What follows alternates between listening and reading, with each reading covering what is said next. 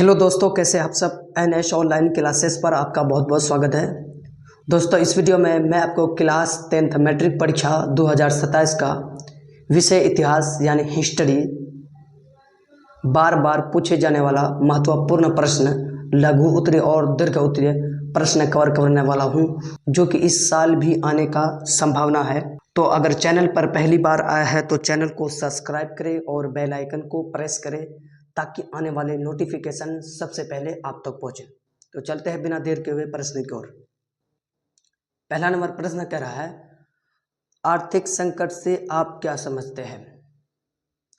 ये 2016, 18, 2021, 2023, 2025 में पूछा हुआ सवाल है। ये 2027 में आने का संभावना है। तो उत्तर है, जब किसी देश की अर्थव्यवस्था में उत्पादन और व्यापार में कमी, बेरोजगारी में वृद्धि, कीमतों में असामान्य बढ़ोतरी तथा लोगों की आय में कमी होने लगे तो ऐसी स्थिति को आर्थिक संकट कहा जाता है। चलते हैं दूसरे प्रश्न की ओर। दूसरा नंबर प्रश्न कर रहा है, राष्ट्रवाद के उदय में धर्म सुधार आंदोलन की क्या भूमिका रही। ये भी 2016, 18, 21, 23, 25 में पूछा हुआ है, जो कि 27 में आने का संभावना है। तो उत्तर है, धर्म सुधार आंदोलन ने चर्च के अंधविश्वास और रूढ़ियों का विरोध किया तथा लोगों में स्वतंत्र विचार और तर्क की भावना विकसित की। इससे व्यक्ति की स्वतंत्रता, समानता और अधिकारों की भावना मजबूत हुई, जिसने आगे चलकर राष्ट्रवाद के उदय में महत्वपूर्ण भूमिका निभाई। चलते हैं अगले प्रश्न की ओर। प्रश्न नंबर 3 कह रहा है, 18वीं शताब्दी में भारत के मुख्य उद्योग कौन कौन से थे। ये भी 2016, 18, 21, 23, 25 में पूछा हुआ है, जो कि 27 में आने का संभावना है। तो चलते हैं, उत्तर है, 18वीं शताब्दी में भारत के प्रमुख उद्योग में सूती वस्त्र उद्योग, रेशम उद्योग, ऊनी वस्त्र उद्योग, धातु उद्योग, जहाज निर्माण उद्योग तथा हस्तशिल्प उद्योग प्रमुख थे। चलते अगले प्रश्न की ओर। प्रश्न नंबर 4 का है, बोल्शेविक क्रांति के 2 तत्कालिक कारण बताइए। ये भी 2016, 18, 21, 23, 25 में पूछा हुआ है। ये भी 2027 में आने का संभावना है। तो उत्तर है, बोल्शेविक क्रांति के 2 प्रमुख तत्कालिक कारण थे। पहला नंबर पॉइंट कर रहा है, प्रथम विश्व युद्ध के कारण रूस में आर्थिक संकट और खाद्य पदार्थों की कमी। दूसरा नंबर पॉइंट कर रहा है, जार की निरंकुश शासन व्यवस्था के प्रति जनता और सैनिकों में तीव्र असंतोष। चलते हैं अगले प्रश्न की ओर। प्रश्न नंबर 5 कर रहा है, हिंद चीन का अर्थ क्या है। यह भी 2016, 18, 21, 23 और 25 में पूछा हुआ है। यह भी 2027 में आने का संभावना है। उत्तर है, हिंद चीन इंडो चाइना से दक्षिण पूर्व एशिया के उस क्षेत्र का बोध होता है जिसमें मुख्य रूस ने वियतनाम, लाओस और कंबोडिया शामिल थे। यह क्षेत्र लंबे समय तक फ्रांसीसी उपनिवेशवाद के अधीन रहा। चलते हैं अगले प्रश्न की ओर। प्रश्न नंबर 6 है, असहयोग आंदोलन क्यों स्थगित किया गया।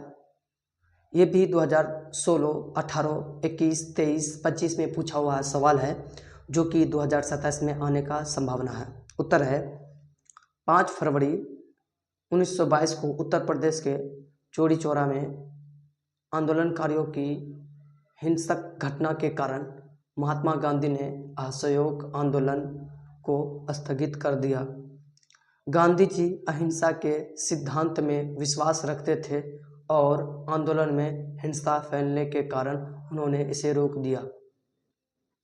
चलते अगले प्रश्न की ओर। ये दीर्घ उत्तरीय प्रश्न है। प्रश्न नंबर 7 कह रहा है, सविनय अवज्ञा आंदोलन के कारणों की चर्चा करें। ये भी 2016, 18, 21, 23 और 25 में पूछा हुआ है, जो कि 27 में आने का संभावना है। उत्तर है सविनय अवज्ञा आंदोलन महात्मा गांधी के नेतृत्व में 1930 में शुरू किया गया। इसके प्रमुख कारण निम्नलिखित थे। पहला नंबर पॉइंट कर है साइमन कमीशन का विरोध। भारतीयों को इसमें प्रतिनिधित्व न दिए जाने के कारण इसका व्यापक विरोध हुआ। दूसरा नंबर पॉइंट कर है पूर्ण स्वराज्य की मांग। 1929 के लाहौर अधिवेशन में कांग्रेस ने पूर्ण स्वराज्य को अपना लक्ष्य घोषित किया। नमक कानून का विरोध। अंग्रेज सरकार ने नमक पर कर लगा रखा था। गांधी जी ने इसे अन्यायपूर्ण मानकर नमक कानून तोड़ने का निर्णय लिया। चौथा नंबर पॉइंट कर रहा है आर्थिक शोषण। अंग्रेज की आर्थिक नीतियों से भारतीय किसान, मजदूर और व्यापारी परेशान थे। पांचवा नंबर प्रश्न कर है दमनकारी शासन। अंग्रेज सरकार भारतीयों की स्वतंत्रता और राजनीतिक अधिकारों को सीमित कर रही थी। पांचवा नंबर पॉइंट कर है गांधी जी की 11 मांगे। सरकार द्वारा गांधी जी की मांगों को स्वीकार न करने पर आंदोलन शुरू करने का निर्णय लिया गया। पांचवा नंबर पॉइंट कर है निष्कर्ष। इस प्रकार पूर्ण स्वराज्य की मांग, आर्थिक शोषण, नमक कानून और अंग्रेजी दमन सविनय अवज्ञा आंदोलन के प्रमुख कारण थे। चलते हैं अगले प्रश्न की ओर। प्रश्न नंबर 8 कर है व्यावसायिक पूंजीवाद ने नगरों के उद्भव में किस प्रकार अपना योगदान दिया। ये भी 2016, 18, 21, 23 और 25 में पूछा हुआ सवाल है, जो कि 2027 में आने का संभावना है। उत्तर है व्यावसायिक पूंजीवाद के विकास ने नगरों के उद्भव और विस्तार में महत्वपूर्ण भूमिका निभाई। इसके प्रमुख प्रभाव निम्नलिखित थे। पहला नंबर पॉइंट कर है व्यापार का विस्तार। व्यापार बढ़ने के कारण व्यापारिक केंद्रों और बाजारों का विकास हुआ। दूसरा नंबर पॉइंट कर है बंदरगाह नगरों का विकास। समुद्री व्यापार बढ़ने से मुंबई, चेन्नई और कोलकाता जैसे बंदरगाह नगरों का विकास हुआ। तीसरा नंबर पॉइंट कर है व्यापारियों का आगमन। व्यापार के लिए विभिन्न क्षेत्रों से व्यापारी नगरों में आकर बसने लगे। चौथा नंबर पॉइंट कर रहा है उद्योग का विकास। व्यापारिक पूंजी के निवेश से उद्योग धंधों का विस्तार हुआ और औद्योगिक नगर विकसित हुए। पांचवा नंबर पॉइंट कर रहा है रोजगार के अवसर। व्यापार और उद्योग के कारण नगरों में रोजगार के नए अवसर पैदा हुए। छठा नंबर पॉइंट कर रहा है परिवहन का विकास। सड़क, रेल और जल परिवहन के विकास ने नगरों और व्यापारिक केंद्रों से जोड़ दिए। छठा नंबर पॉइंट कर रहा है निष्कर्ष।